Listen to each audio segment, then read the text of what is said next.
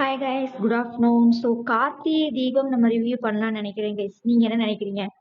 So Karthigai Deepam review வந்து நான் இனிமேலேருந்து நான் ஸ்டார்ட் பண்ணுறேன்.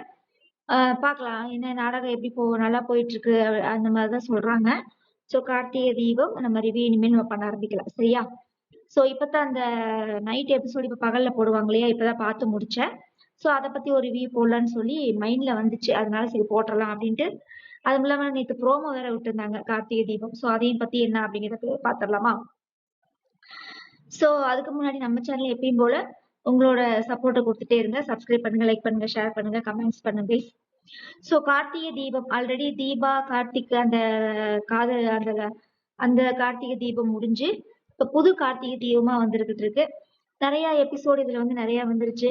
இதுல வந்து தனியா ஒரு சப்ஜெக்டா கொண்டு வர்றாங்க. என்ன அப்படின்னா அந்த பாட்டிக்கு வந்து யார் வடிவுக்கரசி அம்மாவுக்கு வந்து அபிராமி ஒரு பொண்ணு, பையன் வந்து ஒரு பொண்ணு ஒரு பையன். அந்த பையன் வந்து ஒரு பொண்ணோட ஓடி போயிடுறானாமா. அப்புறம் ஒரு கோயில் திறக்கிறதுக்காக கார்த்திக் வந்து அந்த கோயிலை திறக்க வைக்கணும், மாமாவோட வந்து குடும்பத்தோட வந்து இந்த கோயிலை திறக்க வைக்கிறதுன்னு ஒரு ஒரு சபதம் எடுத்திருக்காங்க. அந்த சபதத்தை நோக்கி இப்ப நாடகம் போயிட்டு இருக்கு. அதுக்கு என்ன மூல காரணம்னா, நம்ம கார்த்திக்கோட மாமா இருக்காரு இல்லையா, அவங்க குடும்பத்துல வந்து டிரைவரா வேலை பார்த்துட்டு இருக்காரு நம்ம ஹீரோ. சரியா, நிறைய அவமானங்களை சந்திக்கிறாரு. இது எல்லாமே அஸ்யூஷுவல் எப்பயும் போது நம்ம படங்கள்லயே நிறைய பார்த்திருக்கோம். சரியா, குடும்பத்தை ஒண்ணு சேர்க்கணும், குடும்பத்தை ஒண்ணு சேர்க்கணும்னு சொல்லி நம்ம நிறைய படங்கள் பார்த்திருக்கோம். அதுல கார்த்திகை தீபம் ஒண்ணும் விதிவிலக்கு இல்லை, அந்த மாதிரிதான் இருக்குது.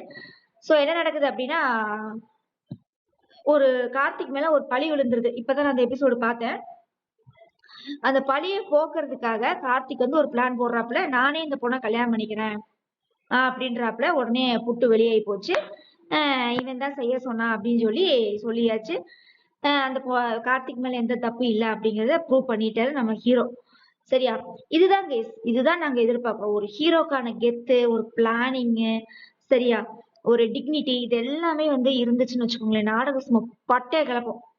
அந்த மாதிரிதான் இருக்குது கார்த்திகை தீபம். செம, கார்த்திகோட நடிப்பு செமையா இருக்குது, சூப்பரா இருக்குது. இன்னும் கெத்தா இருந்தா செமையா இருக்கும். சோ அதாங்க அந்த பழி சொல்ல அந்த கார்த்திக் வந்து அந்த பழியில இருந்து நீங்கிட்டாரு இல்லையா, அதோட முடிச்சிருக்காங்க இன்னைக்கு எபிசோட. சோ இன்னைக்கு நைட் என்ன நடக்க போகுதுன்னு தெரியல. சோ ப்ரோமோ வெளியிட்டாங்க, அதை பத்தி நம்ம பேசிடலாம். சோ வந்து கார்த்திக் தான் நம்மளோட தங்கச்சியோட பையன் சொல்லி அவருக்கு தெரிஞ்சிருச்சு இல்லையா. ரொம்ப ஃபீல் பண்றாப்ல. எவ்வளவு பெரிய பணக்காரன் நீ, எங்க வீட்டுல வந்து டிரைவரா வேலை பாக்குற, என் ரேவதியை நீ தான் கல்யாணம் பண்ணிக்கணும் அப்படின்லாம் பேசி, அப்புறம் அவங்க அம்மாட்ட போய் வடிவுக்கரசி கிட்ட போய் அம்மா இந்த மாதிரி நீ வந்து ரேவதியை வந்து பொண்ணு கேளுமா, கார்த்திக்காக பொண்ணு கேளுமா அப்படின்றாப்ல. உடனே கார்த்திக் வந்து என்ன சொல்றாரு, ஃபர்ஸ்ட் என்ன காமிக்கிறாங்கன்னா, அந்த ரேவதிக்கு பார்த்திருக்க போல மாப்பிள்ள இருக்காங்க இல்லையா, அவன் வந்து ஒரு தப்பான உறவோட ஒரு பொண்ணோட இருக்கான். சோ அவங்க ரெண்டு பேர்த்தோட உறவை வந்து நம்ம முதல்ல தெரியப்படுத்தணும். சரியா, அதுக்கப்புறம் வந்து பாத்தீங்கன்னா இந்த கல்யாணத்தை நிப்பாட்டணும் அப்படின்னு சொல்லி பிளான் போடுறாப்ல கார்த்திக். அதுக்குள்ள வடிவுக்கரசிட்ட போய் இவன் வந்து பொண்ணு கேளுங்கிறான். உன்னை வடிவுக்கரசியும் வீட்டுல வந்து சாமுண்டீஸ்வரி அப்படிங்கிறாங்க. அதாவது எனக்கு ஒரே ஒரு டவுட், இந்த இடத்துல நீங்க கமெண்ட்ஸ்ல சொல்லுங்க, அவங்க எவ்வளவு பெரிய நடிகை, வடிவுக்கரசிங்க வந்து எவ்வளவு பெரிய நடிகை, உன்னைய மாதிரி எத்தனை பேரை பார்த்துட்டு வந்திருப்பாங்க. ஒரு மரியாதை தர வேணா? நான் என்னதான் நாடகமா இருந்தாலும், நீ அவங்க மேல கோபமா இருந்தாலும், ஒரு நியாயம் அப்படிங்கிறது ஒண்ணு வேணுமா வேண்டாமா?